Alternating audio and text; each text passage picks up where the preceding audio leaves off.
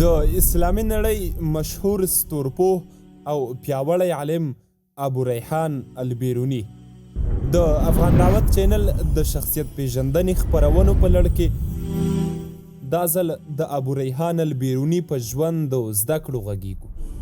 زموږ چینل سبسکرایب او تر نورو ملګرو یې ورسوئ. د اسلامي نړۍ د دې نامتو عالم اصلي نوم محمد دی. په 302 لږدیز سپوږمیز کال د خوارزم په یوه کلي یعنې بیرون کې زیږېدلی دی او د پلار نوم یې احمد دی. څرنګه چې خوارزم په هغه وخت کې د علم او پوهې مرکز و، نو د نږدې او لرې سیمو څخه به خلک د علم د زده کړې لپاره دغه ښار ته راتلل. البیروني هم خپله لومړنۍ زده کړې د خوارزم د واکمن د تره زوی منصور بن علي څخه وکړه. منصور بن علي د ریاض یو لوی عالم و. دواړو استاد او شاګرد د ساینس په اړه 12 کتابونه لیکلي. د سیاسي ستونزو د راپیدا کېدو له کبله ابو ریحان البیروني دې ته اړ شو چې خوارزم پرېږدي او ری ته ولاړ شي. ری هغه مهال د تبرستان د واکمن تر ولکې لاندې سیمه وه. کله چې د خوارزم حالات بیرته مخ په ښه کېدو شول، د وخت واکمن علي بن مامون البیروني ته لیک ولېږه چې بیرته خوارزم ته راشي. علي بن مامون البیروني ته په خپل دربار کې ډېر عزت ورکړ، په داسې حال کې چې ابو علي سینا هم له وړاندې نه په دې دربار کې موجود و. کله چې سلطان محمود غزنوي خوارزم ښار ونیوه، ابو ریحان البیروني د سلطان محمود غزنوي دربار ته راغی. سلطان محمود غزنوي البیروني ته د څېړنو لپاره یو مرکز جوړ کړ. البیروني څو ځلې د سلطان محمود غزنوي سره هندوستان ته هم تللی دی او کوم وخت چې سلطان محمود غزنوي پر سومنات برید کاوه، البیروني هم ورسره و. د هندوستان ډېر عالمان له البیروني څخه اغېزمن شوي وو، نو له دې کبله هغوی ورته دویاساګر یعنې د پوهې د سمندر لقب ورکړی و. البیروني په اصل کې د طبیعي علومو، نجوم او ریاضي عالم و، خو په طب، منطق، تاریخ، آثار پیژندنې، دارو پیژندنې او معدن پیژندنې کې هم ډېر معلومات درلودل.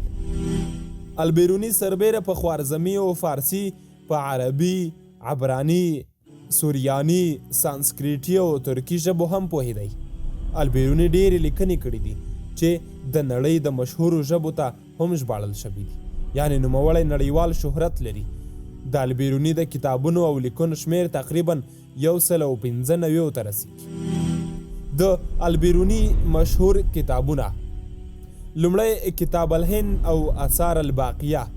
دا دواړه د البیروني ډیر مشهور کتابونه دي.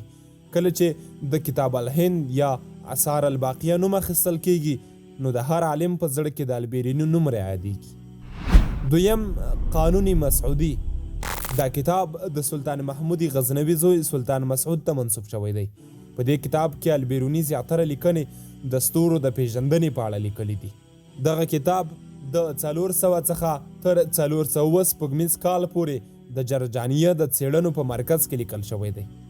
د دې کتاب په لیکلو سلطان مسعود ډیر خوشحاله شو او البیروني ته یې دومره سره زر ډالۍ کړل چې وزورور فیل هم نشوای پورته کولی، خو البیروني دا ټول بیرته شاهي خزانې یعنې بیت المال ته وسپارل. دریم تهدید الاماکن. دا کتاب هم د ستورو د پوهې په اړه لیکل شوی دی. د دې کتاب د لوستلو څخه معلومیږي چې البیروني د ځینو اړتیاو له کبله په دنیاوي چارو کې برخه اخیستې ده. دنیاوي چارو د هغه پر ساینسي څېړنو لوی تاثیر غورځولی و. په دې کتاب کې د پخپله لیکلي دي: ما د خلیفه مامون په وینا د ځمکې د نصف النهار د معلومولو د آلې د جوړولو لپاره د جورجان او اغوز د ترکانو د سیمې ترمنځ یو ځای ډیر ښه وګاڼه، خو زما مسؤل سلطان قابوس دې تجربې ته زړه ښه نه کړ. د ډېرې ناهیلۍ او خفګان سره سره بیا هم زه د خپل کتاب په لیکلو اخته شوم او بالاخره پوره مې کړ.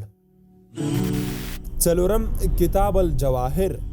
دا د البیروني یو بل مشهور کتاب دی. دا کتاب په 2 ټوکونو کې لیکل شوی دی. لومړی ټوک یې د قیمتي ډبرو او دوهم ټوک یې د سیمو او د هغو د ځانګړتیاو په اړه لیکلی دی. له دې پرته چې نوموړي د یوناني، روسي او هندي ژبو څخه کوم معلومات ترلاسه کړي، هغه یې هم په دې کتاب کې لیکلي دي. پنځم القمر. دا کتاب نوموړي د لویو ستورو په اړه لیکلی دی. هغه کارونه چې په لومړي ځل البیروني کړي دي. لومړی البیروني دا په ثبوت رسولې چې ځمکه په خپل محور ګرځي راګرځي. دویم په لومړي ځل د ځمکې عرض البلد او طول البلد البیروني پیدا کړی دی. دریم په لومړي ځل د ځمکې څخه د سمندر د تل غوچوالی البیروني پیدا کړی دی.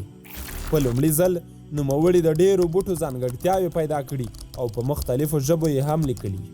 په لومړي ځل البیروني د معدنیاتو په اړه بشپړ کتاب لیکلی دی. په لومړي ځل نوموړي دا نظریه ورکړې وه چې د چینو اوبه له ځمکې څخه د برقي کیمیاوي عمل د زوره راوځي. په لومړي ځل نوموړي دا نظریه ورکړې وه چې د نړۍ ډېر ریګستانونه پخوا د سمندرونو غاړې وي چې د وخت په تېرېدو سره اوس په وچو بدلې شوي دي، لکه د پاکستان د سند ایالت. لنډه دا چې البیروني د ډېر کوچنیوالي څخه د علم سره شوق درلود. هغه د خپل عمر په 11 کلنۍ کې د ځمکې د نصف النهار د معلومولو لپاره یوه ساده آله جوړه کړې. یاده دې وي چې نوموړي په خپله مورنۍ ژبه خوارزمي هېڅ لیکنه نه ده کړې او د ژوند په داسې حال کې چې د 78 کلونو په عمر و په 440 سپوږمیز کال د دې نیمګړې نړۍ څخه د تل لپاره د غزني په ولایت کې سترګې پټې کړې او بیا هماغلته خاورو ته وسپارل شو. په هغه وخت کې د خوارزم اوسېدونکو هغه خلکو ته چې د کلیو څخه به ښار ته راتلل البیروني ویل.